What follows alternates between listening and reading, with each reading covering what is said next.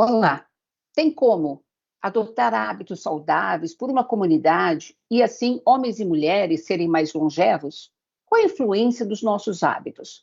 Para conversar sobre os segredos da longevidade, meu convidado de hoje é o Martin Henkel. Ele é fundador da Senior Lab, professor de marketing 60 mais da Fundação Getúlio Vargas, integrante do Terra da Longevidade e um dos autores do livro Trilha da Longevidade, os segredos de quem alcançou uma vida longa, plena, saudável e feliz. Bem-vindo, Martin. Obrigado, Lina. Obrigado por abrir espaço para esse tema tão importante, né, e tão atual, né, que mais do que a longevidade em si, é o bem-estar, né, a saúde, a qualidade de vida que, em última instância, né, nos premia, né, com esse aumento da expectativa de vida. Bacana. E eu acho que eu quero começar contigo justamente falando sobre essa pesquisa, que eu sei que completou já 30 anos. Eu acho que é a maior que a gente tem no Brasil de tão longa duração, acompanhando pessoas acima de 90, 100 anos. Explica É, melhor isso para a gente. que a gente tem conhecimento, é a maior corte, né, de estudo populacional sobre longevidade, né?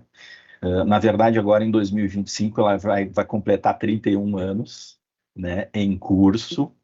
Né? Ela iniciou em 1994 numa comunidade no interior do Rio Grande do Sul, na cidade de Veranópolis, né, sobre iniciativa do Dr. Emílio Moriguchi, que ficou bastante intrigado com a expectativa de vida ao nascer do município lá em 1994, que era de 77,4 anos, enquanto no Brasil a expectativa era de 58 anos ao nascer. Então, realmente era uma cidade fora da curva e continua sendo, né? E isso aí incitou a curiosidade dele e ele mergulhou na vida, né, desses longevos e suas famílias para entender, afinal, o que eles faziam, qual era o estilo de vida, né? E isso que gerou essa pesquisa que se chama Projeto Veranópolis. E desse projeto, dessa pesquisa, a gente traduziu ela para o livro, né, A Trilha da Longevidade Brasileira, usando uma linguagem para leigos, né? Até então, esse estudo sempre foi tratado no ambiente acadêmico, médico-científico, que levava uma linguagem que afastava um pouco esse público. A gente entendeu que era necessário, que era oportuno e que era merecido, né, divulgar para o Brasil inteiro, para o mundo inteiro, né, qual é o estilo de vida. E o interessante é que não são segredos complexos, né? E é bem interessante, sim, foram bem interessantes as descobertas. Nós vamos abordar já já esses segredos não tão complexos assim. Mas antes, o doutor Emílio é médico geriatra, o pai dele também, quer dizer, ele mora. Como é que ele teve acesso a essa comunidade? O que despertou? Porque enfim, pelo que me parece, esse projeto Veranópolis, inclusive, é anterior às chamadas blusões. Sim, as blusões foram descobertas com essa nomenclatura em 2004, né? Ou seja, esse estudo do projeto Veranópolis é 10 anos anterior à descoberta das blusões. Eles têm muitos aspectos em comum, se a gente analisar bem, né? Mas o doutor Emílio mora em Porto Alegre, estava fazendo um curso de mestrado nos Estados Unidos e ele foi desafiado pelo professor dele para descobrir no Brasil qual era a cidade que tinha a maior expectativa de vida e descobrir, analisar qual era o comportamento das pessoas. Né? Isso antes de 1994. 94 foi quando ele descobriu. Encontrou Veranópolis, foi até o município, visitou a Secretaria da Saúde para apresentar a ideia do projeto e conseguir apoio, né, municipal. Encontrou um ex-colega da Faculdade de Medicina como secretário da Saúde do município, que era inclusive foi o prefeito até a gestão anterior agora, o Dr. Valdemar de Carli. E o Dr. Valdemar falou, olha, aqui nessa comunidade, além de ter a autorização da prefeitura, o apoio da prefeitura, você precisa ganhar o apoio da comunidade em si. E aqui as coisas se decidem na missa de domingo. E Ai, que assim ele ótimo. foi. E assim Aham. ele foi. Foi convidado para participar da missa, ganhou, recebeu a palavra do padre, explicou qual era o objetivo da pesquisa. O padre subiu ao púlpito e perguntou para a comunidade se ela aprovava. A comunidade aprovou e assim iniciou essa pesquisa em 1994. Vamos falar um pouco mais sobre a questão da pesquisa, então. Quais os pontos centrais que vocês encontraram, que continuam encontrando como diferenciais dessa comunidade para ser mais longeva? Na verdade, o que já se percebeu é que Uhum. não é uma ação, ou um alimento, ou uma atitude isolada. É um conjunto de atitudes, né? Essa pesquisa ela compreendeu acompanhar idosos octogenários, nonagenários e centenários, ainda acontece desta forma, onde ele acompanhou o dia a dia, desde o momento que eles acordavam, abriam a porta da casa, ou a janela, o doutor Emílio já estava do lado de fora esperando e fez um acompanhamento observacional. Quanto tempo trabalhavam, o que faziam, o tipo de atividade física, seja laboral, ou de relacionamento, o que comiam, coletava amostras dos alimentos, né? A pessoa comia lá uma fatia de pão, ele pegava uma fatia idêntica de pão. Tomava uma caneca de leite, do leite produzido pela vaca, possivelmente ou do vizinho ou do próprio idoso, porque lá é uma região rural, né? E todo Tá. esse alimento era coletado, no final do dia era enviado para Porto Alegre, para a URGS, onde era feita a análise bromatológica. Então, no final do dia, sempre tinha bastante trabalho para organizar esse alimento, despachar para Porto Alegre, entender nessa análise bromatológica Hum. como esses alimentos interferiam para o bem ou para o mal, né, na, No na, organismo de cada um. no organismo de cada Caramba. um.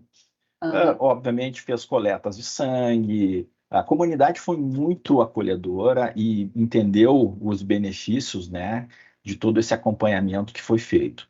Acompanhava as atividades sociais, com quantas pessoas se relacionavam, com Uhum. quantas, quais níveis, né, da família, bisneto, neto, encontrou muitos idosos residindo na mesma casa, às vezes, ou pelo menos no mesmo terreno, com várias famílias, né, integrantes da mesma família, filha, neto, bisneto, e Ou assim seja, fez intergeracionalidade aí também, então, estava marcando esse contexto, né?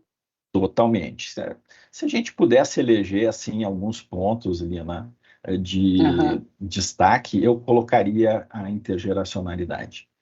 Tá? Tá. Isso ficou muito notável, muito claro, assim, idosos que convivem com a sua família próxima, Uhum. seja no final de semana intensamente, né? Porque lá as mesas da sala ou da cozinha, elas ficam grandes durante a semana e ficam É. pequenas no final de semana. Não cabe todo mundo para comer a massa da nona, com o molho da nona. Veranópolis é uma região basicamente de colonização italiana, né? Então, esses hábitos, né, Aham. da nona, que é a avó em italiano, cozinhar e passar suas receitas, está muito presente. Então, a Uhum. convivência familiar é muito intensa, e isso favorece, em vários aspectos, a qualidade de vida, e depois a gente pode até falar um pouquinho sobre a epigenética, né? Em estudos posteriores, aconteceram no mundo inteiro, e também na URGS, em Porto Alegre, encontraram que perceberam que idosos que têm convivência familiar intensa, Uhum. nos seus telômeros, que são aquelas como se fossem raízes, vamos chamar assim, nas células Uhum. nervosas os telômeros que acabam interferindo na multiplicação celular no nosso DNA. Nos idosos que têm um maior convívio familiar, esses telômeros são mais compridos. muito próximos dos telômeros de jovens, né? À Oh, medida que que os interessante telômeros, isso. à medida que os telômeros vão diminuindo de tamanho, isso interfere na multiplicação celular.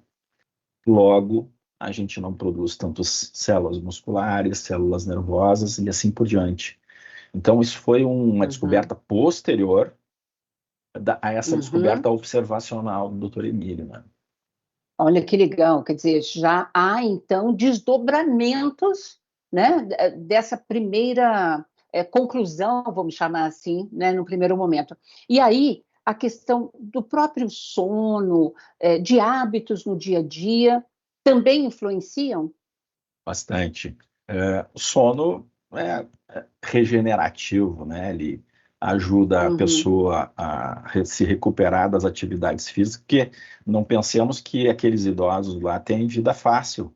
Não, claro. eles trabalham, né? A gente tem o hábito, né, de, ao ver nossos avós, nossos pais envelhecendo, poupar trabalhos a eles, né? Poupar a Uhum, atividade física. Isso lá se mostrou um equívoco, né? Os idosos ativos, independentes, cognitivamente, inclusive, eles têm muita atividade, têm muitas responsabilidades. uhum, Alimentar as galinhas, cuidar do jardim, cuidar do quintal, cuidar da horta. Alguns ainda têm animais, sejam porcos ou vacas leiteiras, né? Que precisa preparar o alimento, ordenhar, levar para o campo, buscar no campo no final uhum. do dia, ou seja, tem bastante atividade física ligada a isso. Então, o descanso acaba sendo um sono regenerador, né? Um sono Uhum. de qualidade, tá integrado também o que a gente chamou de os platôs da trilha da longevidade brasileira. Bom, eu vou precisar chamar um rápido intervalo e no segundo bloco vamos falar mais sobre as novidades desses platôs da trilha da longevidade, tá bom? E você não sai daí não, que a gente volta já já com muita informação. Até já.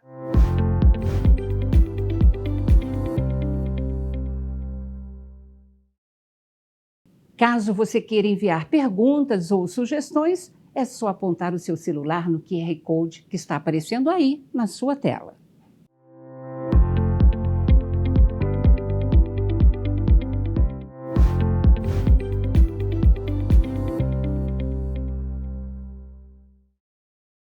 Voltamos hoje conversando sobre os segredos da longevidade com Martin Henkel. Martin, vamos continuar então aqui a nossa conversa sobre os platôs da trilha da longevidade e eu queria saber sobre o tal do propósito de vida. Tem influência? Foi uma descoberta? Foi, está presente, sim.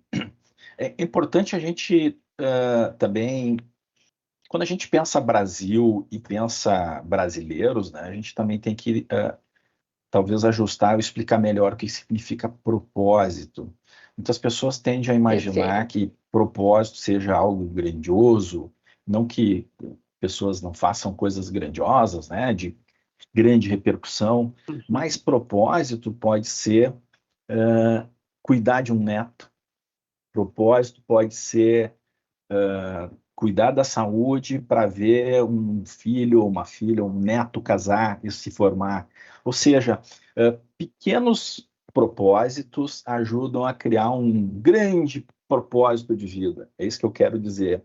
Então, para isso Ah, não desanimar muitas pessoas pensando, poxa vida, eu, na minha vida aqui eu não tenho grandes propósitos. Não, mas são pequenos vários propósitos que ajudam e estão presentes, né, no dia a dia. E isso foi percebido, tá, na pesquisa. São as atividades, os desafios, os planos futuros, né? uhum. As pessoas, todos os idosos pesquisados tinham planos para os próximos anos, alguns para as próximas décadas, né? E então isso faz parte, sim, do desafio e das metas de vida, né? O propósito realmente integra a trilha da longevidade. Você sabe que é muito interessante você ter meio que desconstruído, né, a imagem que a gente tem de propósito, algo como uma grande meta, um grande objetivo, porque muitas pessoas, ao envelhecer, acabam ouvindo do seu entorno, ah, você já está muito velho, você já está muito velha, não tem mais tempo para nada, fica aí quietinho no sofá, descansa. Ou seja, é exatamente o contrário, né? Então, bacana esse seu toque, que as pessoas têm que se sentir úteis, né? E continuar com seus afazeres no dia a dia. E se relacionando, não querendo se isolar. Solidão, nem pensar, né, nesse processo. Exatamente. Assim, o convívio social, seja com Aham. a própria família, seja na comunidade, seja com vizinhos, seja no clube, lá por ser uma região, ah, ah, e aí a gente entra um pouquinho também na espiritualidade, são italianos de religião católica. Então, na igreja e na comunidade ligada à igreja, existe muita atividade, muitas reuniões semanais, várias vezes por semana, onde as pessoas se reúnem, conversam, interagem e se fortalecem.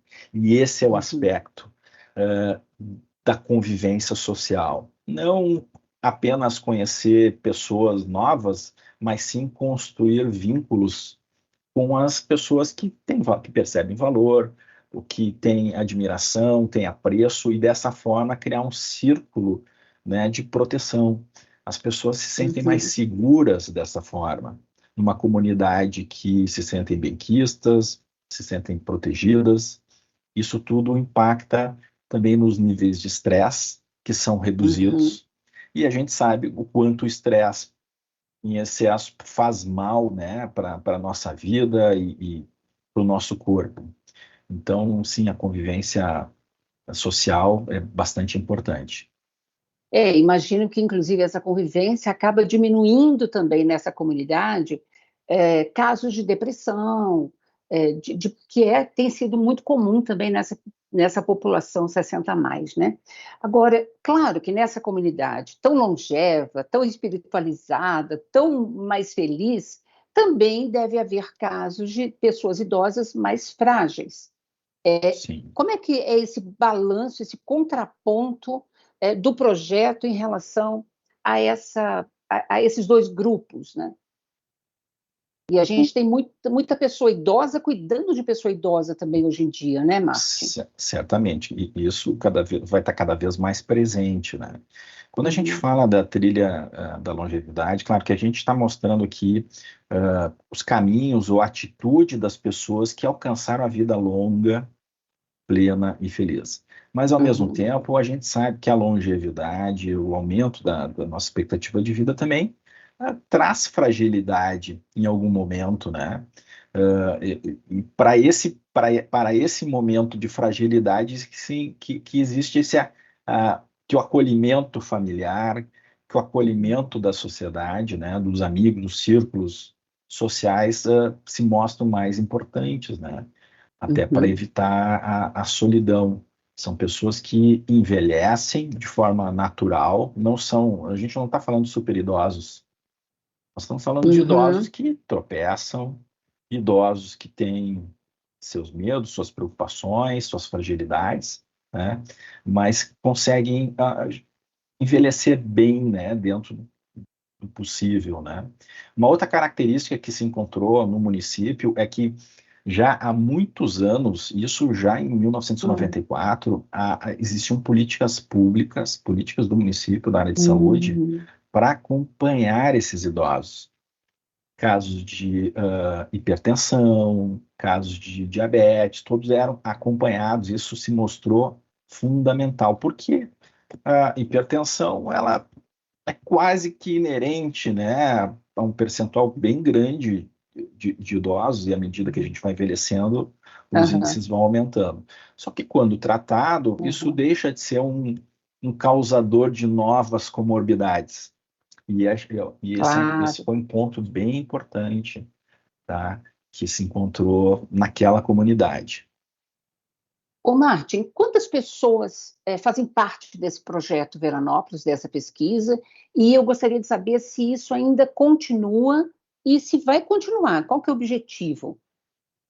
Olha, a pesquisa continua, Tá. e ela está acompanhando agora outras cortes, né, outras faixas etárias, né? Já estão nos netos, né? Em alguns casos, nos bisnetos desses idosos que começaram lá atrás. Mas iniciaram cerca de uma centena de pessoas em 1994 até 1996, mas hoje já passaram e o projeto ele se tornou quase como uma política pública do município, onde o Instituto Moriguchi atende, né, semanalmente, né, dezenas de idosos, faz o acompanhamento deles e desenvolve outras pesquisas como a incidência de Parkinson na comunidade, ou seja, estão aperfeiçoando e aprofundando, e essa que é a parte interessante e rica de um estudo, uma corte tão ampla e tão grande, que vão surgindo outras demandas e o Instituto ou acolhe pesquisas de outras universidades, utilizando a base, a sua estrutura física e a comunidade, ou o próprio Instituto coordena essas investigações, né? Qual que é a população de Veranópolis hoje? Veranópolis tem cerca de 30 mil habitantes, mais ou menos, né? Você acha que projetos como esse, que acabam não só acompanhando, mas incentivando todos esses hábitos saudáveis para uma longevidade mais adequada, com atividades, com saúde, com qualidade de vida, né, com bem-estar, como diz você. É possível, em cidades maiores como São Paulo, por exemplo, a gente também extrapolar essa fronteira aí gaúcha e inspirar outras localidades no país? Lina, obrigado pela pergunta. Eu estava aqui ensaiando como é que eu ia trazer esse assunto para a nossa conversa. Porque, assim, o objetivo do livro e do estudo não é mostrar o que aquela população faz e sugerir ou induzir as pessoas a se mudarem para Veranópolis para aprender ou para realizar ou para implantar no seu modo de vida aquele estilo de vida. Claro que está todo mundo convidado para conhecer o município, é um município lindo, né? Mas o objetivo do livro, e por isso que a gente trouxe para uma linguagem leiga e se apropriou da trilha da longevidade brasileira, porque são brasileiros que estão aplicando esse estilo de vida, é exatamente esse, de mostrar que a gente pode fazer em qualquer lugar, reproduzir esse estilo de vida. E esse é o objetivo. Quando a gente fala em atividade física, por exemplo, nós temos idosas de 90 anos de idade que no outono pegam um machado e vão rachar lenha para o inverno, cortar lenha, preparar, né, a lenha para enfrentar o inverno, para cozinhar. Como é que a gente pode reproduzir isso numa cidade como São Paulo? Com atividade física, né? Seja nos parques, nas academias públicas de ginástica, uma academia privada, ou usando a escada do prédio. Vamos usar menos elevador e mais escada, né?